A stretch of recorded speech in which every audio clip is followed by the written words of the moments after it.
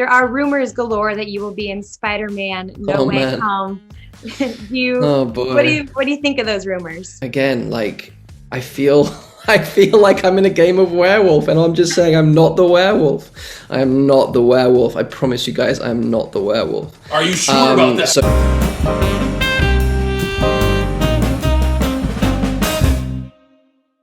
Alright, Byron, look at the fucking year we've got ahead of us. There's gonna be a lot of fucking comic book shit coming out. We got Batman, Doctor Strange, we got Moon Knight, we've got that fucking Alex Jones joint coming out, if you know what I'm talking about.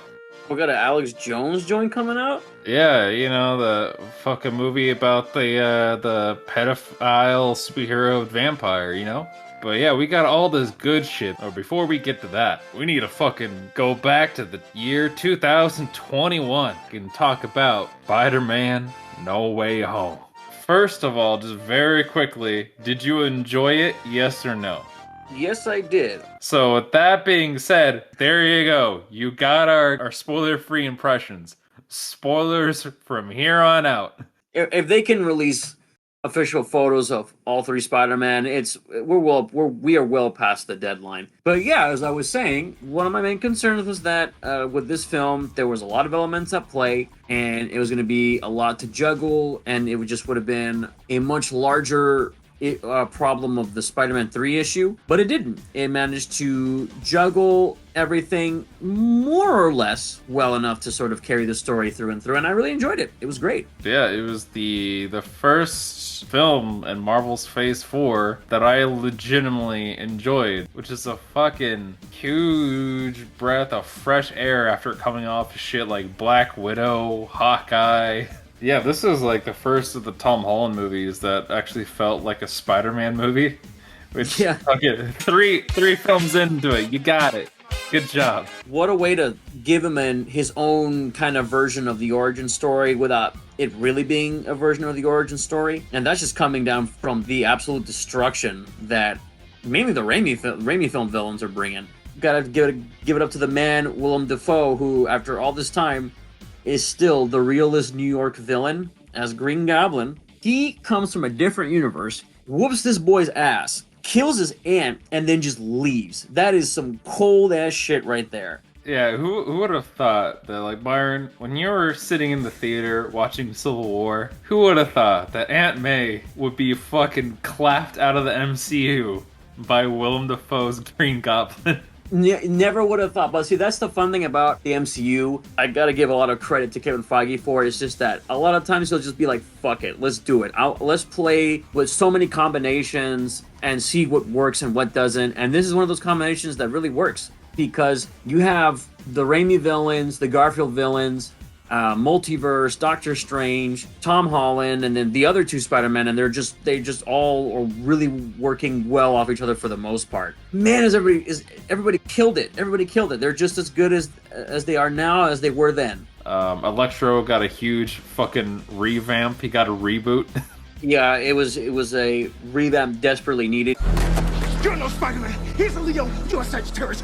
He went from just being like a nerd to an actual decent villain that actually was pretty funny. Because usually, you know me, I'm not a fan of MCU humor. Really, for this Electro, he actually was pretty funny. I got a few laughs out of me. We could talk about Hollywood's worst kept secret. Yes. The return of Tobey Maguire Spider-Man and Andrew Garfield Spider-Man. Definitely, the worst kept secret. It was like leaked 1,000 times over. Seeing them when they show up from the portals, everyone lost their shit.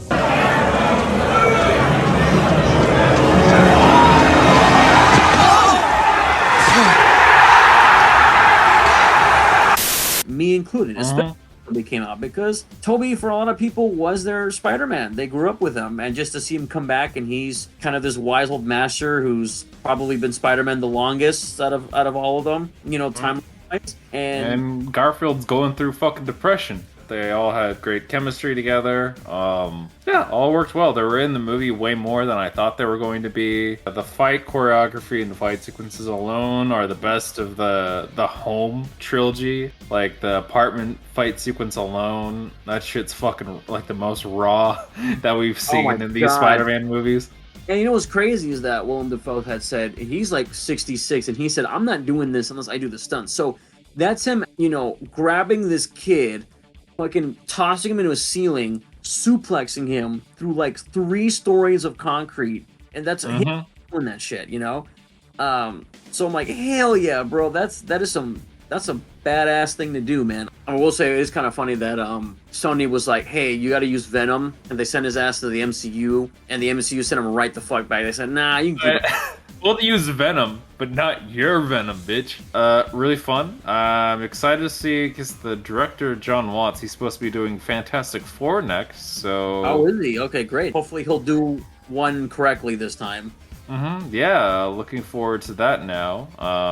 I think for me, this was one of those make or break moments for the MCU. This definitely was a make it, so I'm excited to see where they take things from here. Because we could talk about how I think this past year the MCU output they're pumping out so much that I think it's like more of an emphasis on quantity rather than quality. I think that's where we're at. I don't know how you feel, because that's how I feel about it. I think it's kind of more like when you have like an NBA team, and then a lot of the good players retire, so they have to sort of like get new fresh faces, and it takes a minute for them to sort of work for the whole team to work well together and get things going again. That's how I feel like it is right now for the MCU. To push back, like, I don't think it's necessarily the fact that it's like a lot of new fresh faces. I think legit how, like what you said, the output is now huge, because before, like, Marvel was like pumping out like maybe 2 to 3 films a year, like at max, and like you had like all the producers and all the creatives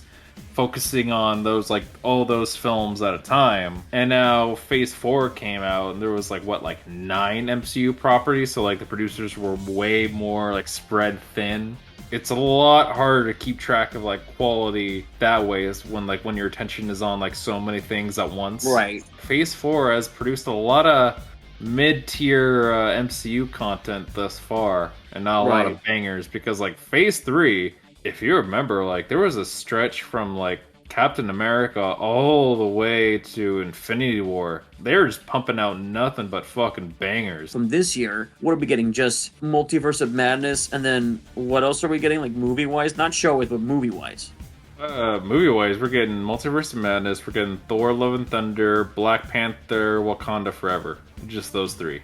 Okay, so there you go. See, so it looks like they're just having those 3. And Black Panther might not even come out. They might get pushed back because the COVID thing, they shut down again. So it might just be those and like the 3 shows. I mean, case in point, it seems like, at least for the shows, yeah, there's a lot coming out. But like for the movies, it looks like we're gonna get the usual 3. So because of this movie, my faith in Marvel is still there. I'm still hanging on. I'm still on board the train. I was feeling the fatigue. No, not so much. So hopefully we keep this trend going. But yeah, all in all, good shit. But that, Godspeed, Spider-Man. Goodbye.